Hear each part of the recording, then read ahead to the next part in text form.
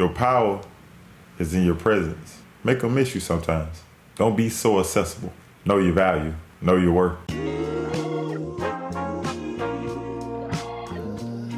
Yeah, it's your nigga hot. Winning lottery numbers coming up. Ain't no love in the city, my shit split down the middle. This shit done got so wicked ever since they killed my nigga. Now niggas screaming off, but we was dogs when we was little. Them just ain't tryna hear unless you talking with a pistol. This shit done got so wild, so they hide inside picking. The internet capping to get you killed for some attention. They think that shit life, but when you dead, that ain't living. That's why I always kept this shit real, no gimmicks. I know it's coming with it, and it's different when you in it. You know I kick my shit, but there's some things you never mention. Cause if it's really pressure, why put people in your business? I know it sound cool, but niggas die behind that distance. I lost one of my artists to this shit, I still miss him. Wish I would've told him just chill, play it different. Crackers came and grabbed my whole pack, so I've been missing. Try to switch it up, but I've been slacking on my mission. Really inside the city, and I know my people miss me. Everywhere I go, it's all love, hugs and kisses. Kids to the real niggas, all the bad bitches. We know slippers count.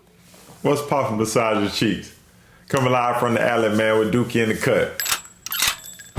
So today, came to tell y'all this story, quick story. It ain't long like one of the rest of my stories. Now I ain't gonna lie, it's gonna be a quick story. It's about how, rest in peace, my nigga Cook 'em Up. How he basically saved me and made me change the way I looked at things and the way I move. So shit, let's jump right into it like John Morant. Okay, now one night all us went out to the club. When I say all us, I mean RP my nigga Cook 'em Up, you know, and at the time he was the CEO before he passed of Double E Records. Bree, Fifth Street Bree, you know, and the PCC group was up under, you know, Double E label as the rappers. So Double E, PCC, you know, and the affiliates, which was, you know, us. All us went out one night. I forgot the name of the club, but it was like the year 2012, 2013. Gucci Mane and his wife, Keisha Kaur, had came to the club. So I remember all us had went out that night. It was like over 20 of us. And I actually went out with my baby mom that night too. You know, she came with me and we met all the fellas out there at the club. And you know, just a good vibe. Around this time, my homeboy, Tim Thug, RP my nigga Tim Thug, had been killed already. He got killed in my car. At this time in life, I had really been tripping out there in them streets. You get what I'm saying? So this around that time after that. So this night, all us, you know, we hanging out, me and my baby mom, you know, we end up meeting all the fellas at the club, like 20 deep. Jumps about the club, jam-packed. And I remember it's me and my baby mama, and I'm standing next to Cook 'em Up and Bree. And I remember Cook 'em Up, you know, we was walking through. I remember I walked through by myself first, cause I'm always the type of brother that I need to see everybody. I want to see everybody in the club where people standing at. Cause at the time, you know, it's better to be ready so you don't gotta get ready. I always walk through anywhere where I'm at and peep the surroundings. And, you know, see who all in there, see who's standing well. And, you know, I just like to be aware of myself. And plus, I had my baby mom with me. And, you know, I gotta protect and provide. So of course, I gotta be aware of myself, especially with my baby moms, because anything pop off, I gotta protect her first, then worry about myself. So I ended up walking through the club and coming back around to where we were standing at. And this is before Gucci Mane and his own wife came out. I remember me and we just standing there, we vibing, and they had a couple drinks. You know, back then I smoked weed, we was smoking. And I remember Cook 'em Up tapping me. It was a group of guys who had walked by. They was deep too, probably like 10, 15 guys. And I remember Cook 'em Up tapping me and was like, "Hey, dude, you gotta stop going out." And I looked at it, this music playing and everything. He in my ear. But I got my baby mom on my left, Cook 'em Up, and on the side of Cook 'em Up is Bree. And then you got everybody like really standing behind us.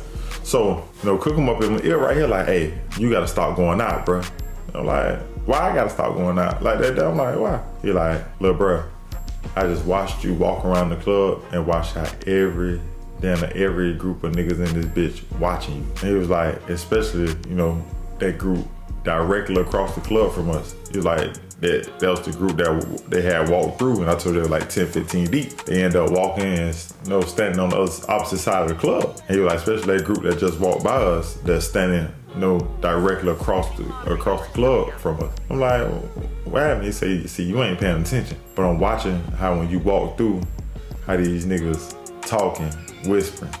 A lot of niggas go to shifting. He was like, we didn't realize, This was Kokomo telling me, like, we didn't realize how you one of them ones. And you can't move like Fifth Street Bree and the rest of these boys move. He was like, you can't be so accessible. He like, Bree and them on flyers. I done seen you on flyers, throwing parties and all that. Your brother and them, them boys on flyers saying, where they gonna be at. Like, we in the club. And he was like, you gotta stop doing that. He was like, let them niggas hang out. You can't be hanging out. He was like, the more you hang out, the easier of a target you gonna be. He was like, so you gotta start hanging out. I'm like, man, Kokomo tripping. Like, that's what I'm saying, I ain't gonna lie, I always used to be on the drugs back in the day, on pills and shit. Like, no hard drugs, but pills are hard drugs, but on pills and stuff, but that's all. But I'm like, Kokomo bug and shit. You feel me? He tripping. He just talking right now. He was like, you don't believe me, nigga? Go walk over there by them niggas who just walked past us. So I ain't gonna lie. I walked over there by myself. Made the left. It was just like a big circle to close. It was like a big circle. So I end up walking left, walking past all the people. And I just stood next to all of them like this. Like I was a part of them. Like I wasn't facing them. I had my back towards them. And when I stood where they were standing, all of them just did this. Oof, just like shifted and moved like from close by me. And I looked, and I was like, damn. And I just walked off. When I walked back on my side where my homeboys was, then all them niggas like came back close together. And he was like, see? I was like, yeah. I see what you're talking about now, yeah. I'm gonna start going out like that.